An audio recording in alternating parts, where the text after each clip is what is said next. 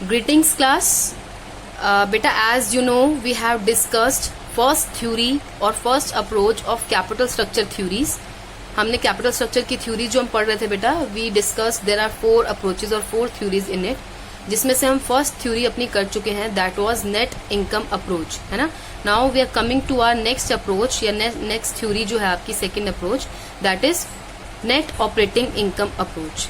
अभी जो बेटा नेट ऑपरेटिंग इनकम अप्रोच है ना, ये भी ड्यूरैंड ने ही दी थी, David Durand, as we have discussed in the first approach. First approach was also given by David Durand and this approach is also given by David Durand. Okay, ये net operating income approach है. Net operating income approach जो है basically क्या है, it is diagrammatically opposite to net income approach. जो हमारी net income approach थी उससे जस्ट ऑपोजिट है. जो नेट इनकम अप्रोच का हमारा कंफ्यूजन था बेटा, उसमें हमने क्या पढ़ा था कि जैसे जैसे हम डेट बढ़ाते हैं उससे जो फर्म की वैल्यू है वो बढ़ती जाएगी और ओवरऑल कॉस्ट ऑफ कैपिटल कम होता जाएगा, है ना. और ऐसे ही इसी का ही वाइस वर्सा भी पढ़ा था कि अगर हम डेट को कम करेंगे तो वैल्यू ऑफ टोटल फर्म भी कम हो जाएगी और ओवरऑल कॉस्ट ऑफ कैपिटल भी हमारा बढ़ता जाएगा. If you are not remembered, you can see this. Debt बढ़ाने पर वैल्यू ऑफ टोटल फर्म बढ़ गया था, cost of capital overall cost of capital कम हो गया था. डेट कम करने पर इसी का ही ऑपोजिट हुआ, है ना. तो बेटा इस अप्रोच के अंदर क्या है, इट वाज अकॉर्डिंग, ये तो मेरे किसके अप्रोच के अकॉर्डिंगली था, नेट इनकम अप्रोच मेरी ये कहती थी, बट मेरी नेट ऑपरेटिंग इनकम अप्रोच क्या कहती है, ये जस्ट नेट इनकम अप्रोच की फर्स्ट अप्रोच की ऑपोजिट है. ये अप्रोच क्या कहती है कि आप जितना मर्जी डेट बढ़ाओ, ठीक है, जितना मर्जी डेट बढ़ाओ, it will not affect value of total firm और ओवरऑल कॉस्ट ऑफ कैपिटल. देखो यहाँ पर लिखा है, any change in capital structure of the company does not affect the market value of the firm and the overall cost of capital remains constant irrespective of the methods of financing. मतलब क्या है, capital structure जो है company का affect नहीं करता किसको, firm की मार्केट वैल्यू यानी कि VT and overall cost of capital means KO, इनको अफेक्ट नहीं करता. It means that overall cost of capital would remain same, यानी KO will always remain same whether the debt equity mix is 50-50, 30:70, 60:40.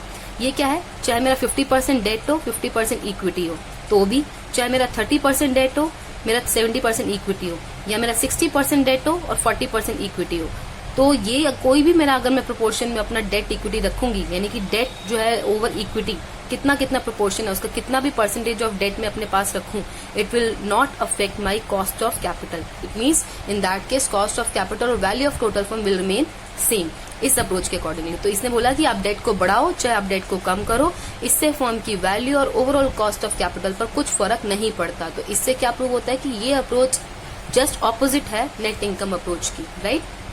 Next is, मैंने आपको बताया था जब भी हम कोई अप्रोच स्टार्ट करते हैं और इधर भी start a theory, we need to discuss its assumptions also, because assumptions के बिना बेटा कोई भी थ्योरी या कोई भी अप्रोच पूरी नहीं हो सकती, ठीक है. तो एजम्पशंस क्या है इसकी, the following assumptions you have to write in exam if you get a theory question of any of the approach. Okay, first, the cost of debt is lower than the cost of equity. बेटा हर question में क्या होगा, assume करके चलना है आपने कि KD कॉस्ट ऑफ डेट जो होगा हमेशा कॉस्ट ऑफ इक्विटी से कम होगा. हमेशा हर क्वेश्चन में होता भी ऐसे है, क्योंकि जो KE होता है ना बेटा, KE हमेशा हमारा सबसे ज्यादा होता है. अगर मैं आपको बताऊं, जो कॉस्ट ऑफ डेट होता है ना बेटा, cost of debt KD, it is always less than KP. KP मतलब कॉस्ट ऑफ प्रेफरेंस कैपिटल. जो प्रेफरेंस शेयर्स को हम रिटर्न दे रहे हैं डिविडेंड की फॉर्म में, वो हमेशा ज्यादा होगा डेट डिबेंचर होल्डर से. और उसके बाद KE सबसे ज्यादा होगा. KE मतलब कॉस्ट ऑफ इक्विटी. मैंने आपको शायद पहले भी बताया था कि जो इक्विटी शेयर होल्डर्स होते हैं ना बेटा, उनको सबसे लास्ट में सब कुछ मिलता है. मीन्स जब हम कंपनी वाइंड अप करते हैं तो सबसे पहले डिबेंचर होल्डर्स को मिलता है, फिर प्रेफरेंस शेयर होल्डर्स को मिलता है और सबसे लास्ट में इक्विटी शेयर होल्डर्स को मिलता है.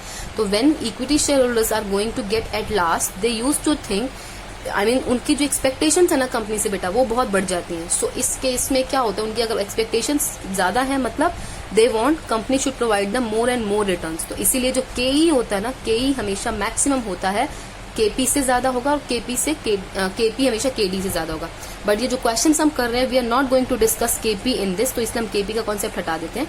तो हर क्वेश्चन में आप जहां भी देखेंगे ना, KE हमेशा ज्यादा होगा मेरा KD से. तो KE is always greater than KD. Generally भी ऐसा ही होता है कि कॉस्ट ऑफ डेट हमेशा कम होती है और कॉस्ट ऑफ इक्विटी कैपिटल हमेशा ज्यादा होता है, क्योंकि जो इक्विटी शेयर होल्डर्स हैं उनकी एक्सपेक्टेशंस कंपनी से बहुत ज्यादा होती हैं, तो वो रिटर्न भी हमसे ज्यादा एक्सपेक्ट करते हैं, और जब हम उनको रिटर्न प्रोवाइड कर रहे हैं तो ये कंपनी के लिए कॉस्ट है, तो इसीलिए केई हमेशा ज्यादा होगा केडी से। ओके, सो फर्स्ट assumption आपकी, I think it would be clear to you.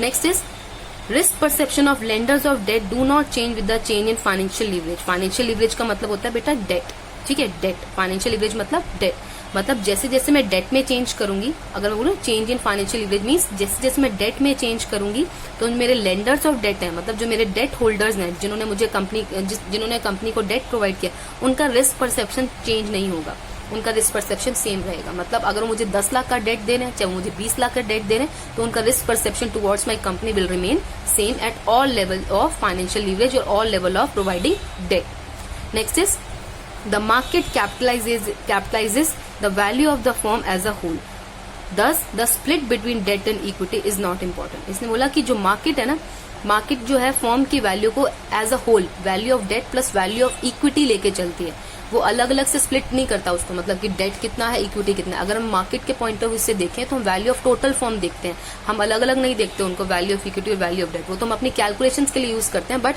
It is the general assumption कि अगर हम मार्केट एज अ होल या फर्म एज अ होल देखा जाए तो वैल्यू ऑफ टोटल फर्म को कंसिडर किया जाता है, ठीक है। Next is there are no corporate और पर्सनल इनकम टैक्सेस। तो बेटा ये बात तो मैंने आपको पहले वाली अप्रोच में भी बताई थी, इनकम टैक्स को या जो पर्सनल टैक्स या कॉर्पोरेट टैक्स जो है उसको हमने इग्नोर करना है, तभी हमने टैक्स का अमाउंट उसमें से डिडक्ट नहीं किया था। तो बेटा एजम्पशंस हो गई हमारी। एजम्पशंस के बाद जो पैराग्राफ है ना, I want you to read this.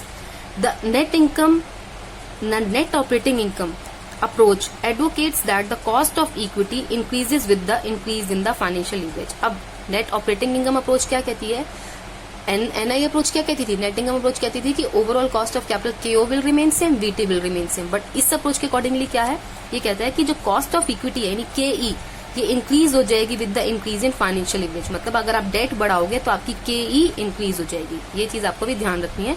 I write it in symbol form also कि जब भी आप डेट बढ़ाओगे तो आपको केई आपकी बढ़ जाएगी। This is due to increase risk assume by equity share holders due to the use of more debt by the firm. इसका मतलब क्या है, जब भी फर्म ज्यादा पैसा डेट से रेस करता है ना बेटा, तो इक्विटी शेयर होल्डर्स को लगता है कि फर्म तो फर्म बहुत रिस्क ले रहा है। क्यों?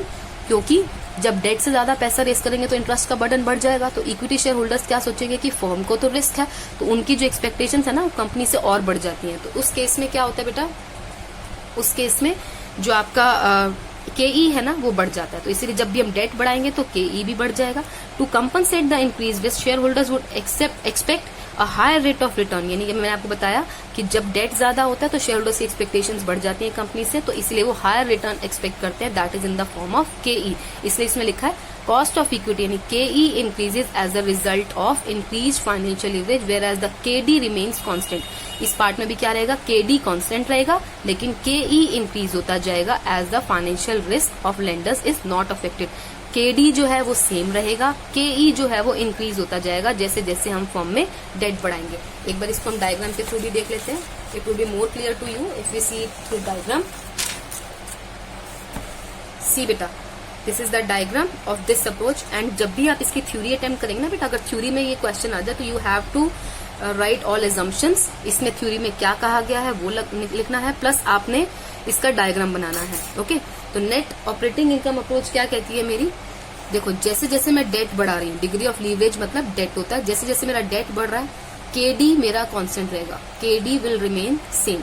अभी मैंने डिस्कस किया था आपसे केओ भी सेम रहेगा, केओ पर कुछ फर्क नहीं पड़ेगा नेट ऑपरेटिंग इनकम अप्रोच के अकॉर्डिंगली, जो कि नेट इनकम अप्रोच में उल्टा था। नेट इनकम अप्रोच में क्या था, केओ में चेंज आ रहा था, केई और केडी सेम थे, बट इस अप्रोच में क्या है, केडी सेम है, केओ सेम है, क्या चेंज होगा, व्हाट विल बी इंक्रीज, केई विल बी इंक्रीज। जैसे जैसे मैं डेट बढ़ा रही हूँ मेरा केई भी जो है अपवर्ड ट्रेंड शो कर रहा है, इट इज ऑल्सो इंक्रीजिंग, तो केई भी मेरा बढ़ता जाएगा। तो बेटा अगर आपको इसमें ऐसे लिखना हो सिंबॉलिकली, इसको कैसे लिखेंगे आप, सी इफ डेट केओ विल रिमेन सेम, केओ तो सेम रहेगा, value of total firm will also remain same, but क्या इंक्रीज होगा, केई विल इंक्रीज। ठीक है, ऐसे ही वाइसे वर्सा अगर मैं डेट को डिक्रीज करती हूँ तो केओ will remain same, VT will remain same, but the KE will go on decreasing।